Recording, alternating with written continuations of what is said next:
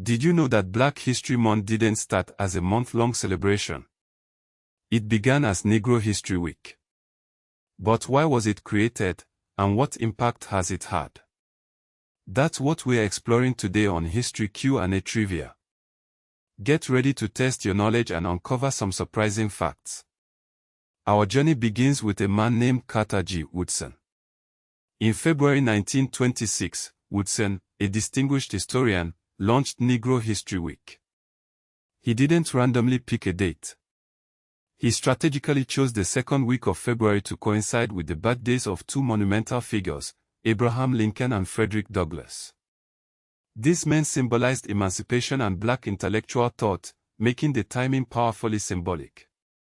But why a week, and not a month? Woodson's goal was to highlight and celebrate the often overlooked contributions of African Americans. He envisioned a time dedicated to learning and appreciating Black history, integrating it into the broader American narrative. It wasn't an immediate leap to a month-long observance. It took roughly 50 years of gradual growth and expanding recognition before Negro History Week officially became Black History Month in 1976.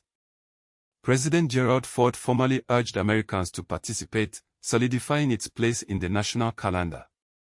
Now, let's jump back in time to another pivotal moment. On February 12, 1909, the NAACP, the National Association for the Advancement of Colored People, was founded. But what was so significant about this organization, and why was it formed? The NAACP emerged as an interracial civil rights organization, dedicated to fighting segregation and discrimination. Its focus spanned across critical areas: housing, education, employment, voting rights, and transportation. The early 20th century was a time of intense racial injustice, and the NAACP became a crucial vehicle for legal challenges and advocacy. Its legacy continues to this day. The fight for freedom in America is a complex story, and the Emancipation Proclamation is a key chapter. On January 1, 1863, President Abraham Lincoln issued this proclamation. But what did it actually do, and who did it free? The Emancipation Proclamation declared that enslaved people in Confederate states were to be, then, thenceforward, and forever free. It was a monumental step, but its impact was limited. It only applied to states that had seceded from the Union, not to the border states that remained loyal. It was a military strategy as much as a moral decree.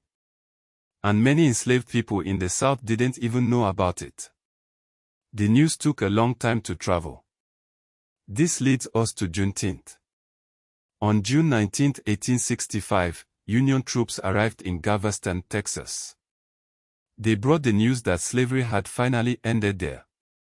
This day, Juneteenth, marks a crucial moment of delayed freedom, the last place slaves in the Confederacy to be freed. It's now a federal holiday, a day of celebration and reflection. Following emancipation came the struggle for political rights. The 15th Amendment, ratified in 1870, prohibited denying the right to vote based on race, color, or previous condition of servitude. This was a monumental achievement, but it had limitations. Women of all races were still denied the vote. It wouldn't be until the 19th Amendment in 1920 that women gained that constitutional protection. Moreover, the 15th Amendment, while groundbreaking, didn't instantly erase the barriers to voting. Poll taxes, literacy tests, and outright intimidation continued to suppress Black voters for decades. The civil rights movement of the 1950s and 1960s represents a pivotal era in American history. But what were the key events, and what impact did they have? Major protests such as the Montgomery bus boycott, sparked by Rosa Parks' courageous act, the Greensboro sit-ins, where students peacefully protested segregation at lunch counters, and the Freedom Rides, where activists challenged segregation on interstate buses, helped to dismantle segregation in the U.S. South. These actions, combined with legal challenges and political pressure, led to the passage of landmark legislation. One such piece of legislation was the Civil Rights Act of 1964. The U.S. House passed the Civil Rights Act of 1964 on February 10, 1964, by a vote of 290-130. This followed 12 days of intense debate and consideration of over 125 amendments.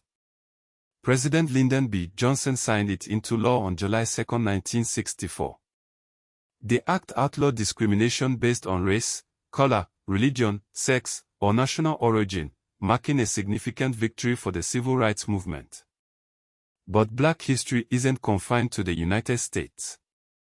Modern African history is deeply linked to the diaspora formed by slavery, colonization, and forced migration. Black history in the Americas is part of a broader African story. The same global systems that shaped Black history in the U.S. also affected Africa through the Atlantic slave trade, colonial extraction, and later Pan-African political movements. Contemporary African and diaspora identities are connected through Pan-Africanism.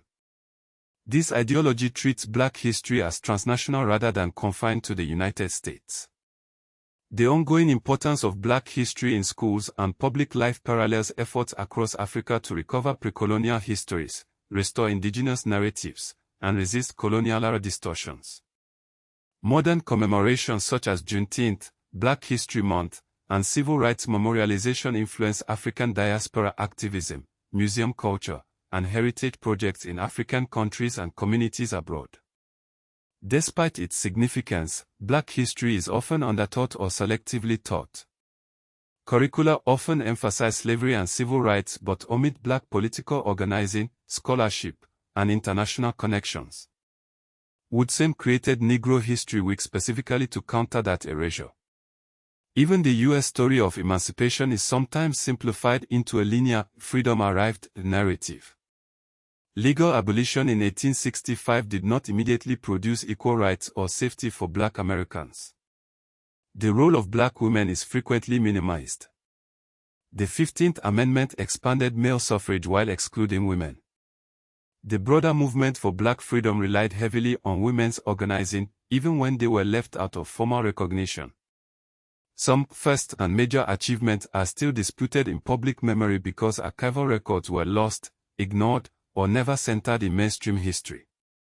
Controversies continue around whether Black history should be taught as a distinct subject, how slavery and segregation should be described in schools, and whether public commemorations dilute or sharpen the political meaning of historical injustice. Black history has evolved from a week-long observance to a month-long celebration. It's a story of struggle, resilience, and the ongoing pursuit of equality.